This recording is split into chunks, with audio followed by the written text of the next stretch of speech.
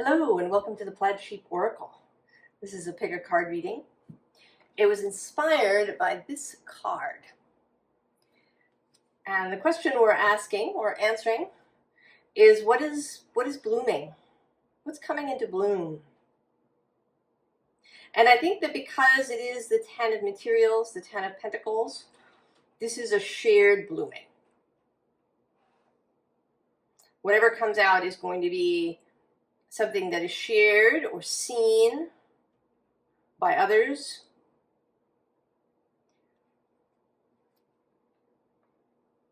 Might even be a shared project. We're going to see. I think first I'm going to show you what came out on the bottoms because it's kind of interesting. So the bottom of this deck is the Oracle's Gift. And we have Welcome, the North Node, Battle, and I'm prompted to say that right underneath is Freedom, and Contradiction. So,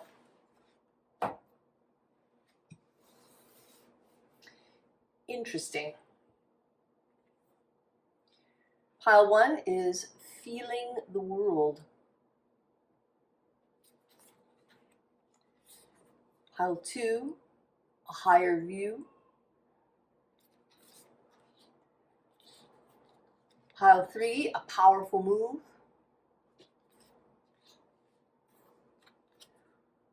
Pile 4, Call of the Muse.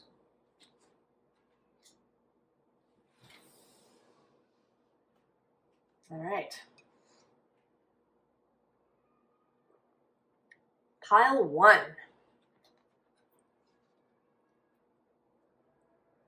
What is blooming? What's coming into bloom? Feeling the world. Well, off the bat, what comes to mind is greater empathy, perhaps. Not just that maybe you feel greater empathy, but the capacity for that. When we're really in a very difficult place, we don't have a lot of capacity for, adding other stuff on. It may also be the blooming of a gift, of a psychic skill, of empathy, of clairsentience, of being guided by how you feel, of knowing where to go, perhaps in the world. We have weaving.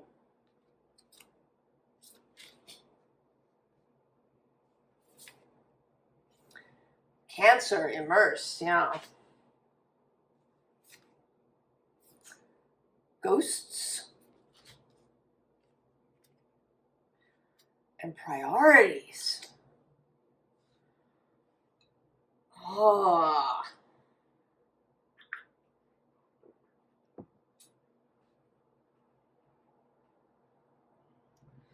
So I'm going to say that yes, what is blooming here is your capacity to be guided by your feelings. And that this is happening because you have prioritized how you feel. You've prioritized feeling good.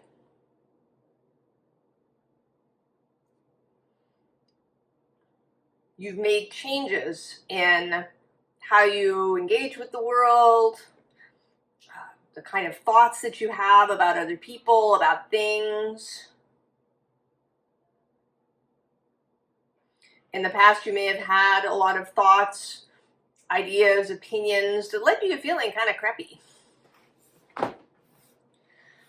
Feeling irritated, feeling disappointed, feeling pessimistic. But now that's changing. that you've really seen the value of being able to count on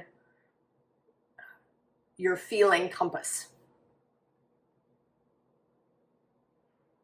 Really prioritizing getting your compass clear and reoriented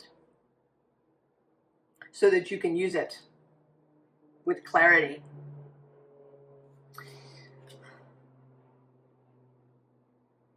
And maybe I don't think that there's any particular event that has brought this into being. I can't say if you're watching this when I post it, Venus has just moved into Cancer. So it may be becoming visible to you. You know, sometimes a transit isn't about something coming into being, but about something becoming visible.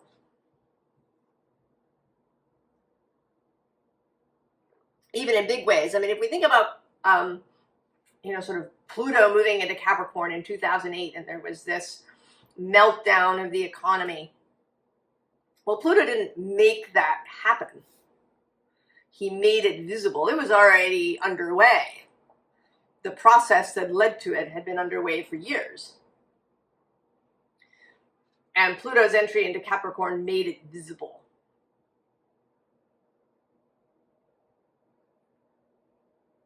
Or it can be that a planet's entry somewhere is kind of a finishing touch, like the cherry on the sundae, or the final piece of something falling into place. But this feels, with this weaving, that you've been doing whatever you've been doing.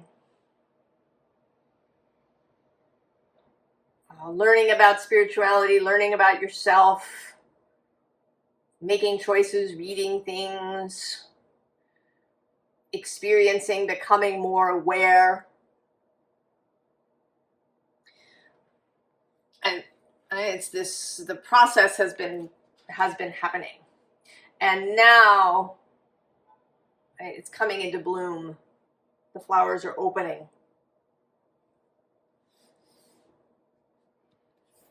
Into this Cancerian space. The crab who lives in that intertidal zone where the waters move back and forth.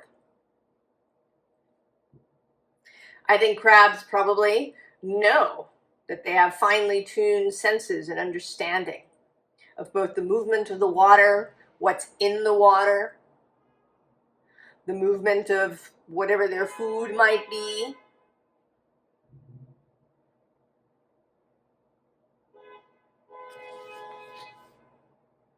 A fine tuning. And then it may have involved letting stuff go. And not even necessarily that somebody, did something terrible and you have to let that go. Just, the little stuff on a daily basis. That a thing wasn't perfect, or, somebody didn't respond to you fast enough, or, there was a delay on the train, or, right? All of that little, kind of grit, the pebble in the shoe kind of things. Your priorities have changed. How you feel and your ability to use those feelings as guidance are your priorities now. Let's see what the tarot has to add to that.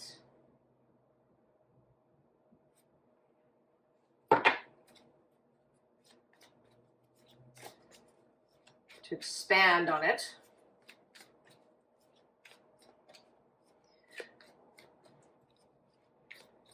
I mean, that's lovely, I think, Pa 1.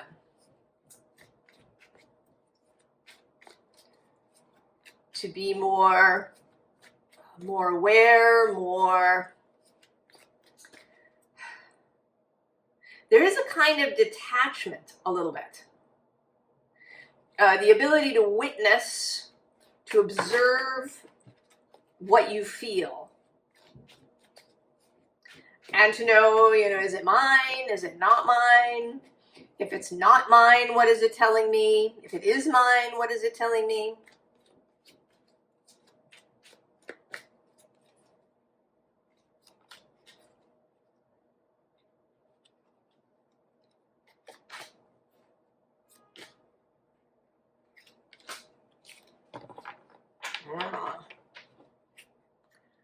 Seven of Pentacles.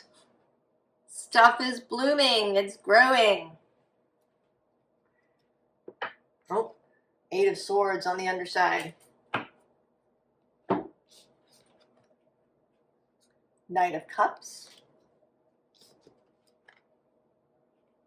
Six of Pentacles. Three of Wands. And the Queen of Swords. Well, how this is seeming to me is that it's all coming up. And right below it is this Six of Cups. And right, your feelings guiding you to where you're going next. And there's also a sense of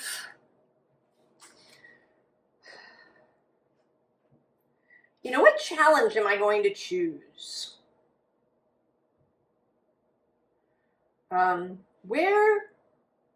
Where am I being called to?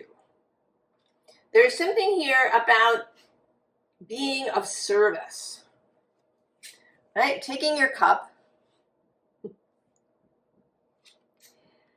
And what's interesting is that this is not coming out to me as this is you teaching. This is coming out to me as you arriving on this scene where somebody is really caught up in this Six of Pentacles.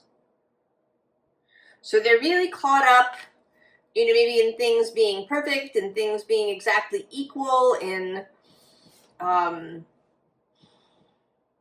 being the one who teaches, in being the one who gives.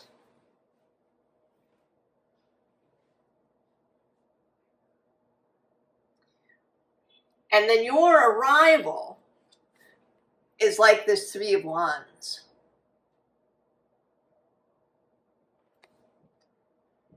There's a complete change of feeling.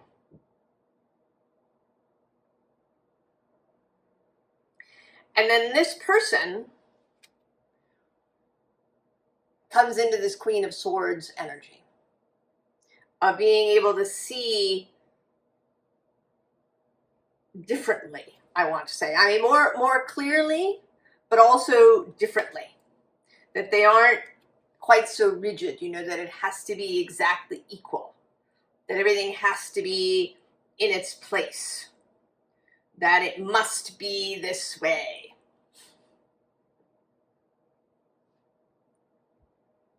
And that, I think, is this, right? This, if you didn't watch the intro, this was the card that inspired this reading, What is Blooming?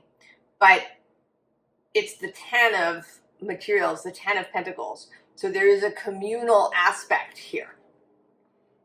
So what is blooming for you is your feelings, and your feelings as a compass, and your ability to use them in that way, to know where to go and what to do, and how to be free in that way. And then how it moves out into the community is that you take yourself and your chosen cup and interact.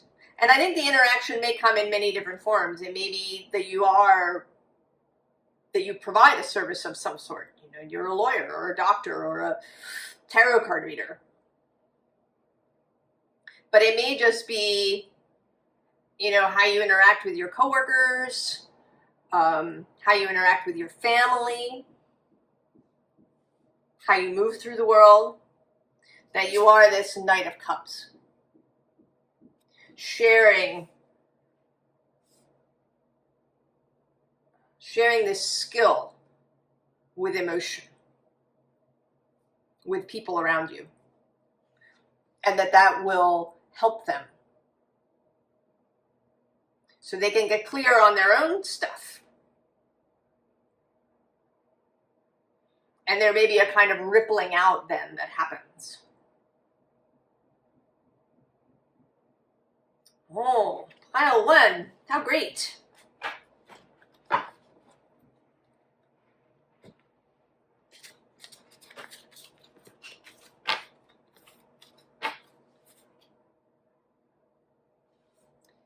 Pile 2.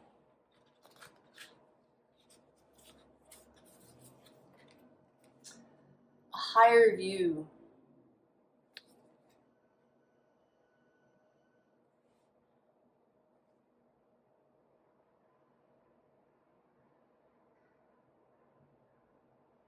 I'm having an idea, but let's see what comes out. Resilience. Second house, resources. Perspective.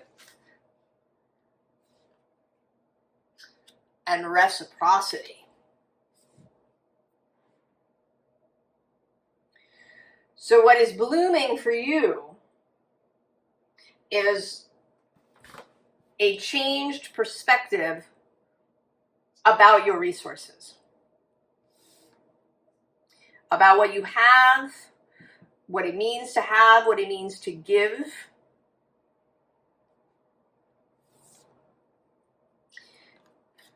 It may be that you've gone through something with this resilience, that you've been through something that was very emotionally challenging, that had to do with stuff. You lost your job, you had a financial setback, you had some giant expense.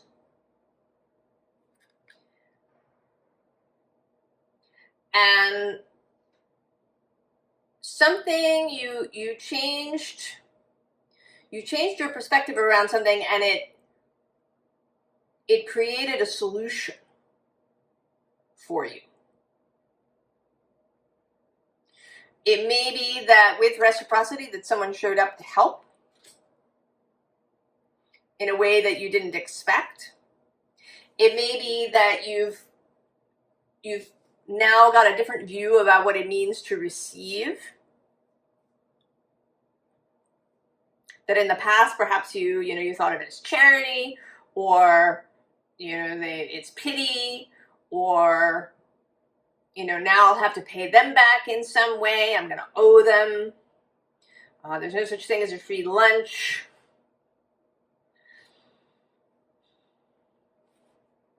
Whatever that is.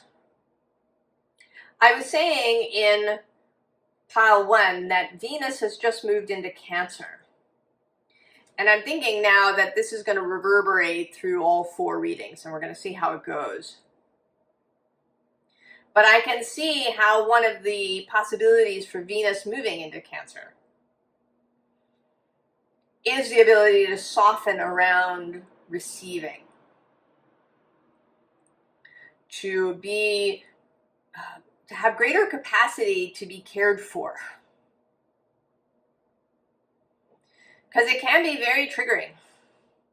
It seems strange, but because of the stuff that can happen to us when we're little, we can become triggered when someone tries to care for us.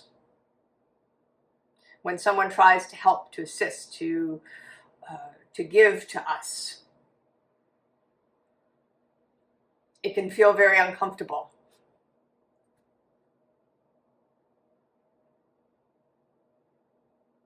But with Venus moving into this space of nurturing, of Cancer, of giving, of caring for. And it might not even be money. It might be something else. It might be someone showing up to give you childcare, or, to be there when you're sick. Go out and buy you ginger ale and orange juice and saltines, whatever you need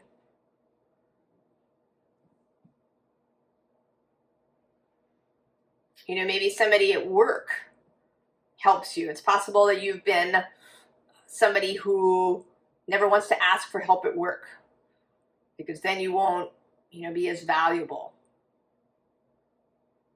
Or you always say yes to everything, and now you've got this giant pile. And somebody at your work has noticed this and is coming to help. And you're finding the ability to receive this. Let's see what else Tarot wants to say about that.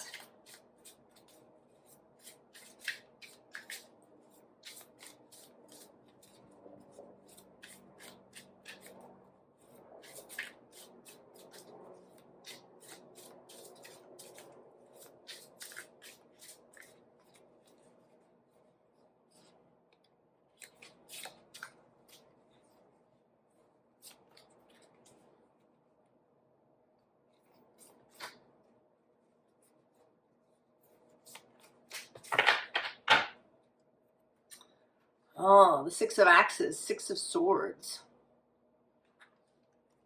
Moving on. High Priestess at the bottom. Oh, yeah, Ten of Cups, Ten of Blues. Eight of Jazz, Eight of Wands. The Nine of Axes, of Swords. And the Magician. Oh yeah, you are, what's blooming for you is your ability to receive from others.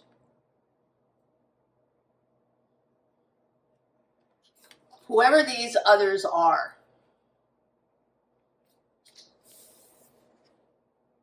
It may end up being a whole variety of others.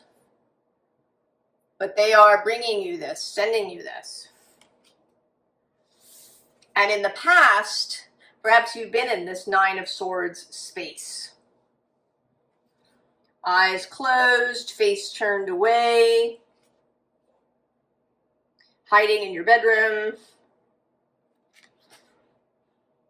But I think that you understand that the Magician actually does not stand alone.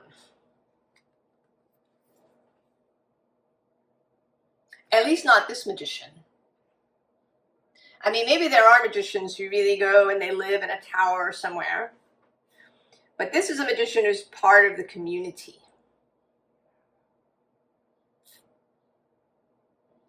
And he receives from others as well as giving.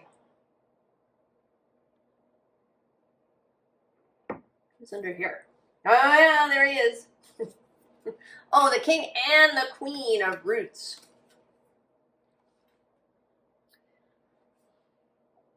That you can be both.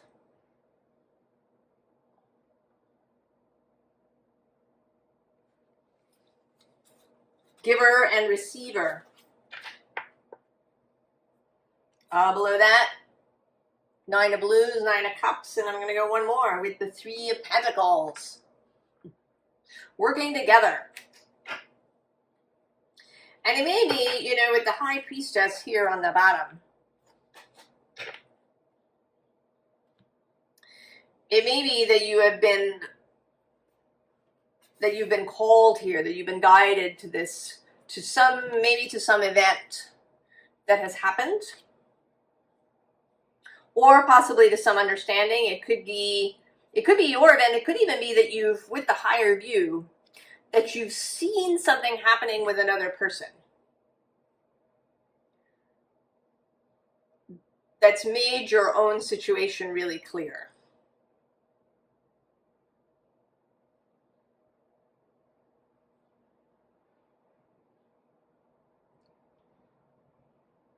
And now you are opening to being in a true shared space with this community. Oh, that's lovely, pile two.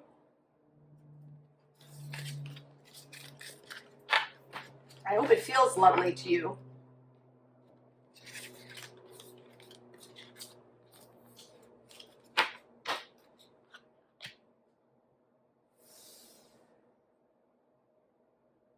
Pile 3.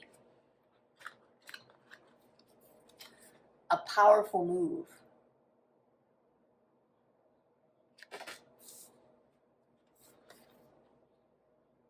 Well, that certainly seems like it might be something unlocking for you.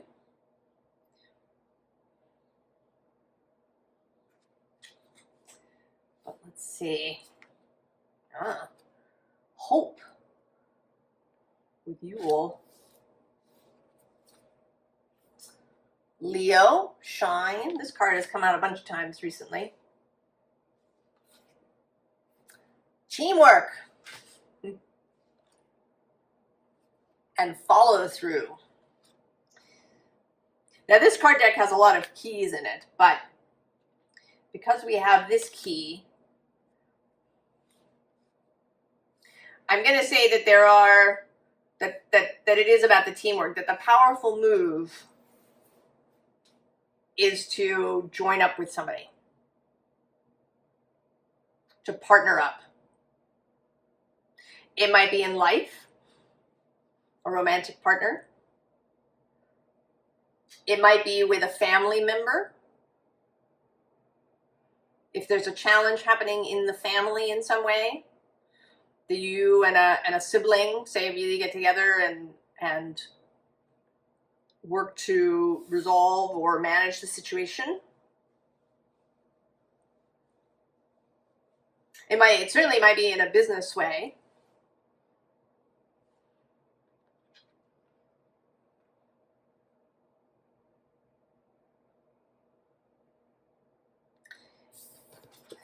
And these two are now looking like you and this other person.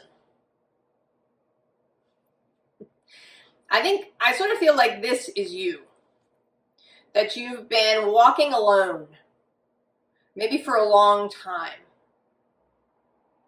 And this feels very much like a human partnership. You've been walking alone. I mean, you have there's this bird on his head, you have your spirit guides. But as a human, you've been walking alone. And maybe in the beginning it was by choice, but now you, I think, have been kind of looking for someone.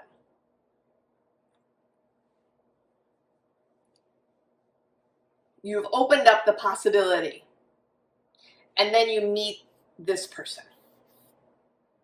They may have Leo placements, but that's not a thing. It's really more about this, who they are, the energy of who they are.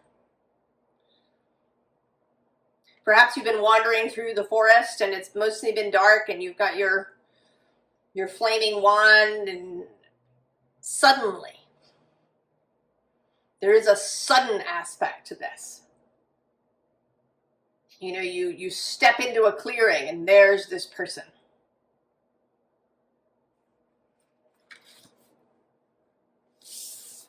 And you join up. And you really commit to the teamwork with follow through. And I think this is a long-term kind of thing. That when you meet this person, they will be significant and they'll be with you, maybe the rest of your lives. But the key is to follow through.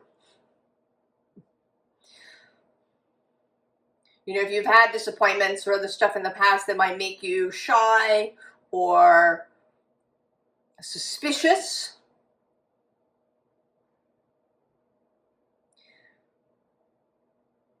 be gentle with yourself, but firm.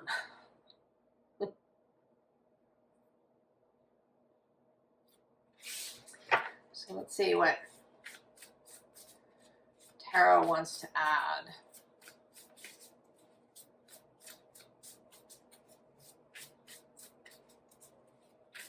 And I think that, this teamwork card has a whole bunch of individuals in it. It's quite possible that your teaming up will lead to other people joining in. You know, you start a business and you hire employees, or you get married and you have children.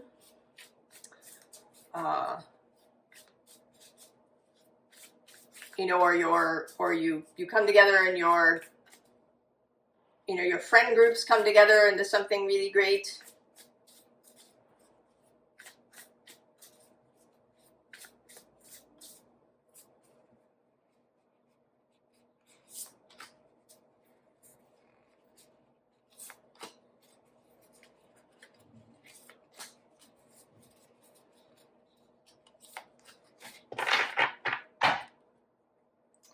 Oh, the Four of Spires. Four of Swords on the bottom. And the Queen of Tides on the bottom there.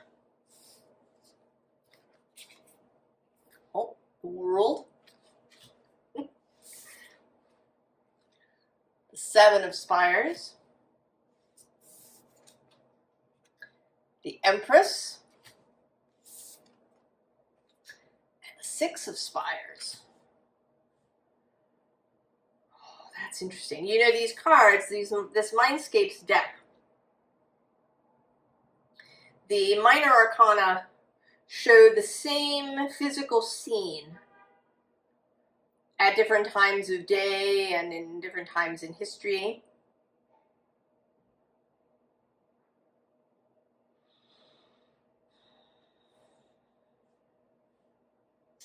It's under there. Oh. Nine of Stones, Nine of Pentacles. That's a solitary energy. And right below that is this Page of Branches, Page of Wands. So this feels like you've come down off of your mountain. You've been on your own mountain alone, on your own spire, in this Four of Spires, meditative, contemplative, self-contemplative way. And how it feels is that the clouds have kind of cleared and you see what's actually there. You know, that you were sitting up here on this spire and there was lots of clouds and you couldn't see what was in front of you. And now you can. And as a result,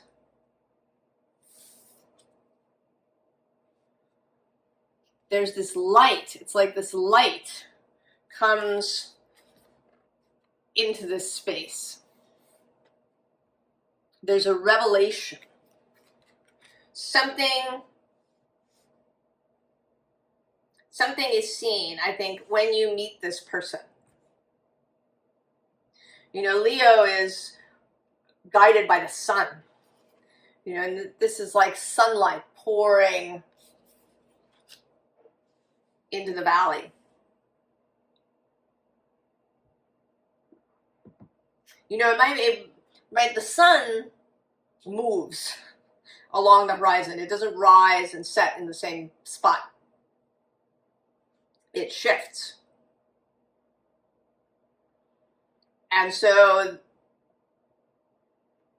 things have turned, things have changed, enough events have occurred that the sun is now rising in a spot where you can see it. You can see this person now where you could not see them before.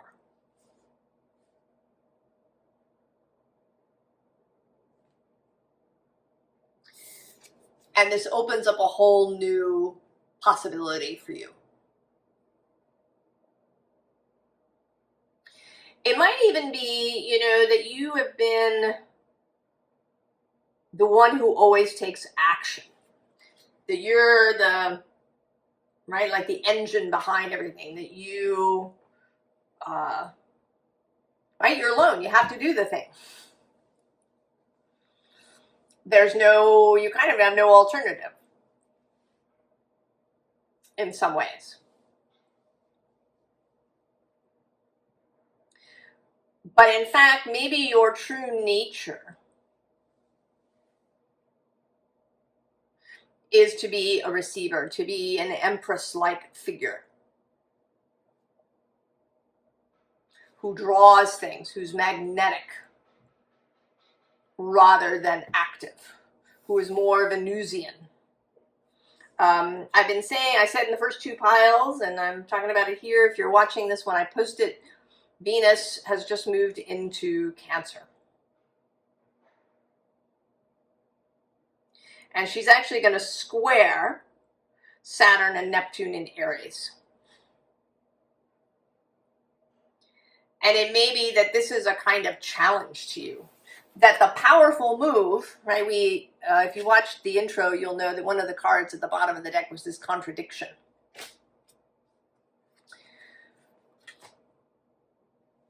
That it's actually a challenge to be more like the Empress than the Emperor.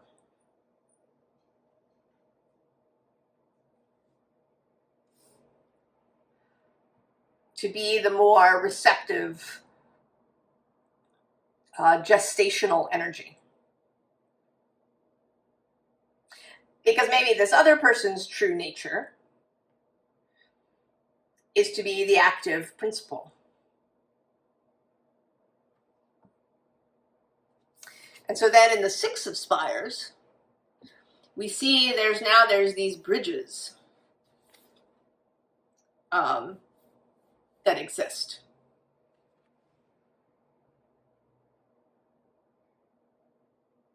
So something is created when you join up with this person. Connections are made. And it may be that the two of you together, that there's something about that, the energy of that, the combining of your skills and abilities creates a communal experience. That together you're able to change things for the community that you live in, or the workplace that you live in, or your family.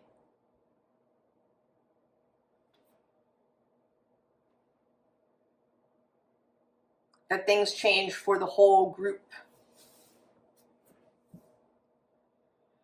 Oh, pile 3.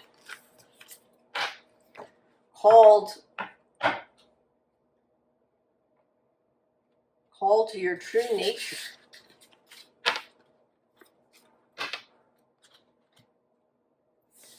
And pile 4. The call of the muse.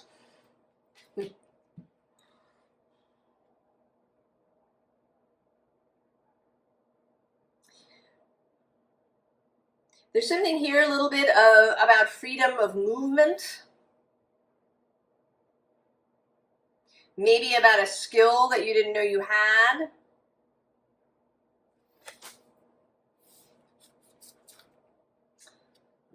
Order with Ra.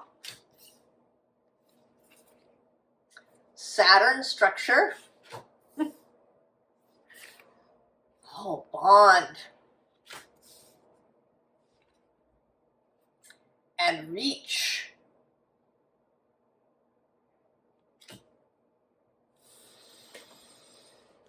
Oh, that's interesting.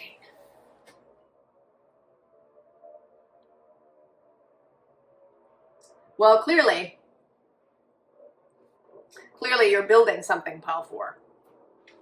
Something you have wanted to build, that you are inspired by the muse to build.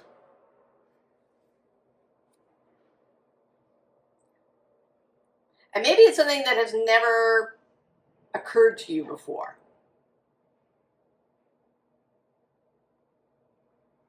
Because there is something, I don't know, there's something about the Fool. I'm thinking of the Fool when I look at this card, that there's something new. This is not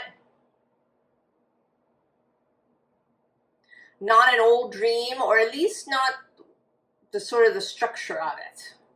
Maybe there's a core in there somewhere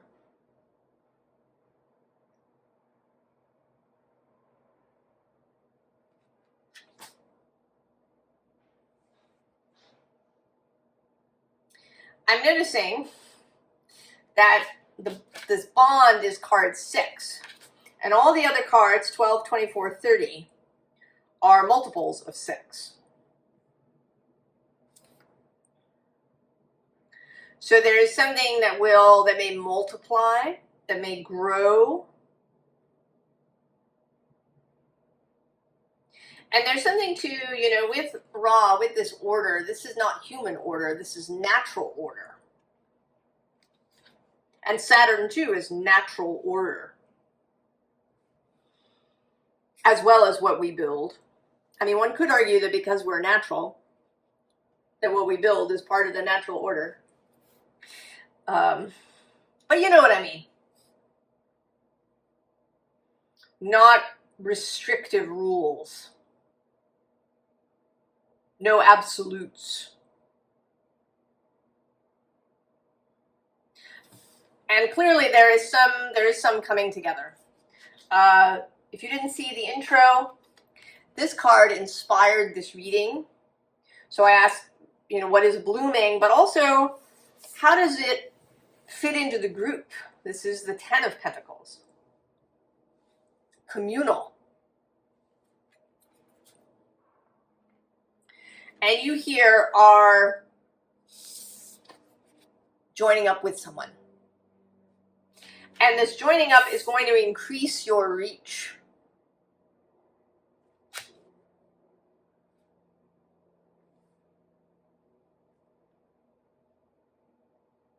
So you are going to build something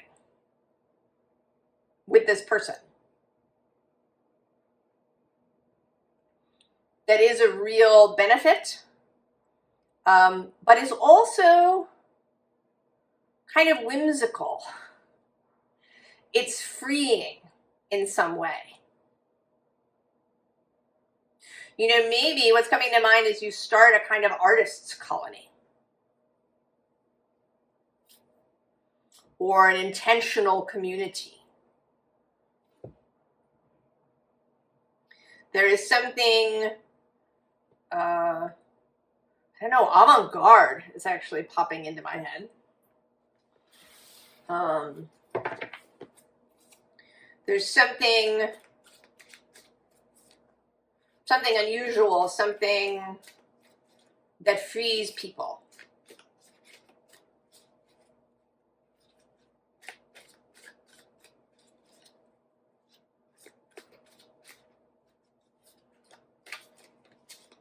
I mean, it can also be sometimes order, creating a structure to things is freeing because you're not, forever reinventing the wheel. You have a process for something.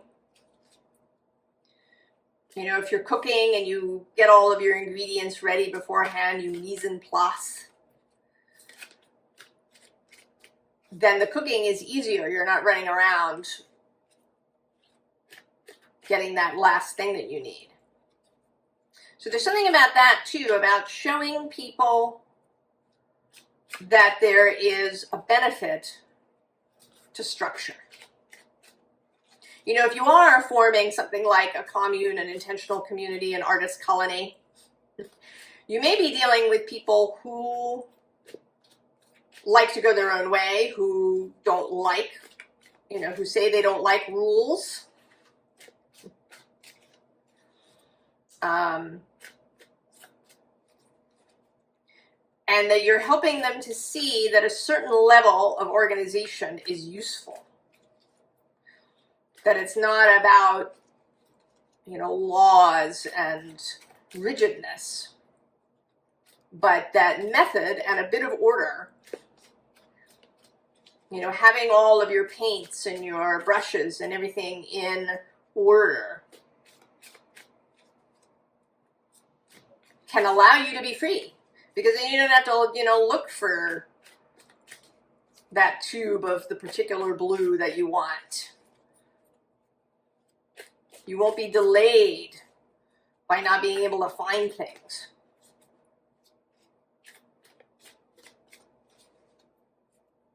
So it is both freedom and structure that you and this person, And it may be through your own lives, you know, the way that you have a relationship. And I think that it is something, that it is a romantic relationship. It is a marriage, whether you enshrine it legally or not. And that it is an example of this, of ways that both of you are free in this marriage, but that you also work together. And that you have some, you know, guidelines and systems within your relationship that help you to really, you know, to be able to be at ease in the space.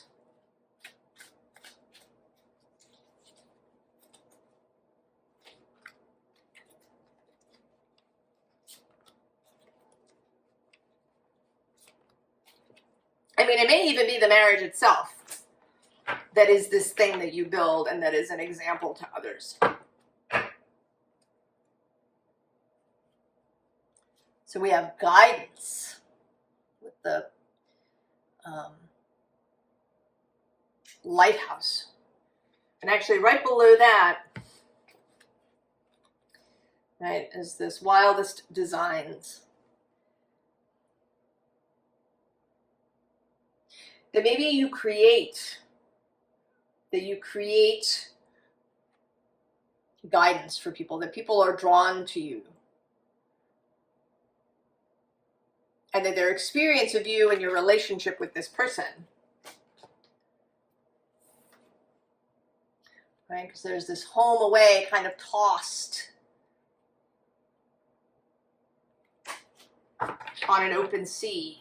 You know, how do you create a relationship that will hold you through storms?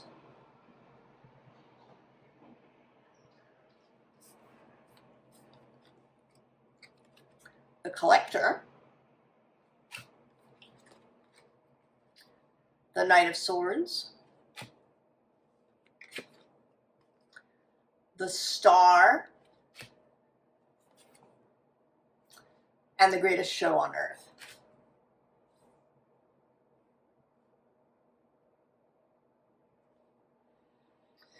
So yeah, this tarot just seems to be talking about how you will become visible.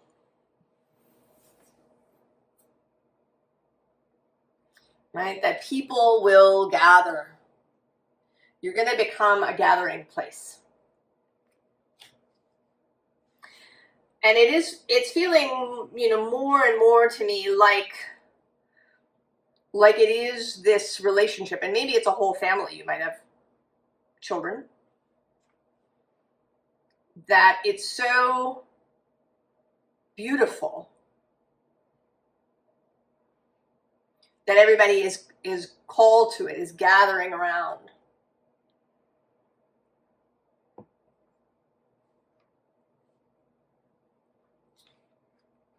That it's like a breath of fresh air to people.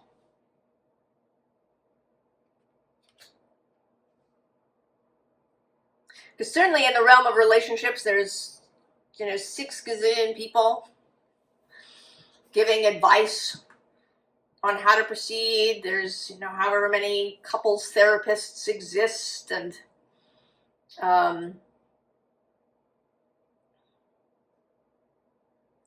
sometimes it may be seeing something, seeing an example. And it does mean that you, right, there's the Star, right, like the lighthouse that people will be drawn to. But with this Greatest Show on Earth, there is something here about your life and your relationship being really visible to the public. I don't think the public in like an internet way. I don't think you're gonna, you know, start a YouTube channel to talk about your relationship. This is more personal than that. But that people are going to be really part of your lives. I kind of picture that you're that house where everybody comes. You know, there's always something good to eat, and people hang out in your kitchen with you, and there's kind of an unspoken thing that people can just show up without calling, and that you're very open in this way, that you share yourselves, that you share the beauty of your relationship, of your life together. That you're this lighthouse, this beacon. And that it involves imagination. That maybe it involves whimsy. I sometimes talk about Kasia Urbaniak, who teaches about power and power dynamics and energy and various things. But she tells this story how in one of her relationships, she and her partner had a rule that if they argued, they had to do it in funny accents. Right? So you've already inserted something, right? That's whimsical. It means that, right, there's humor in it.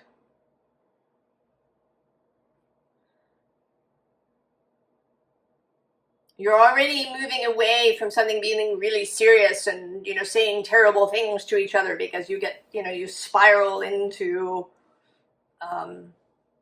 you know, this really defensive space.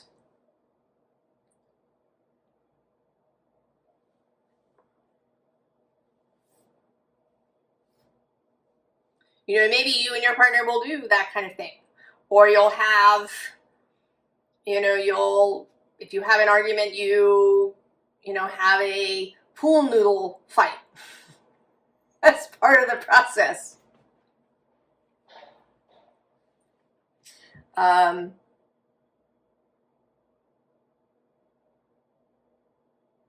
That there's some, you know, that you have really interesting and imaginative ways of being with each other and of resolving conflicts that come up. That you, that each of you holds the other as, you know, as important. Right? Your partner's best interests are equal to your best interests. That you find ways for things to be win-win rather than compromising all the time. Right? I mean, compromise sounds good. But I think if you do it too much, especially if it's one person who does more of the compromising, but even if it's kind of equal, if it happens a lot, I think that resentment can build.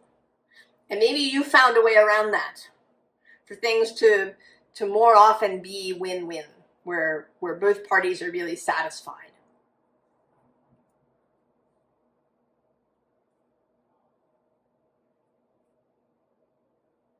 And I have the sense that maybe that you will also be quite different, that you'll have very different jobs, maybe. I mean, maybe you already know this person and you're with them already. And that you have been discovering this for yourselves, and now you're going to share it with other people.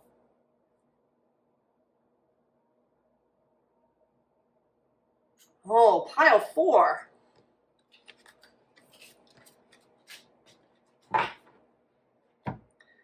That's pretty great. I'm going to come to your house. I wish everyone all the very, very best. So long.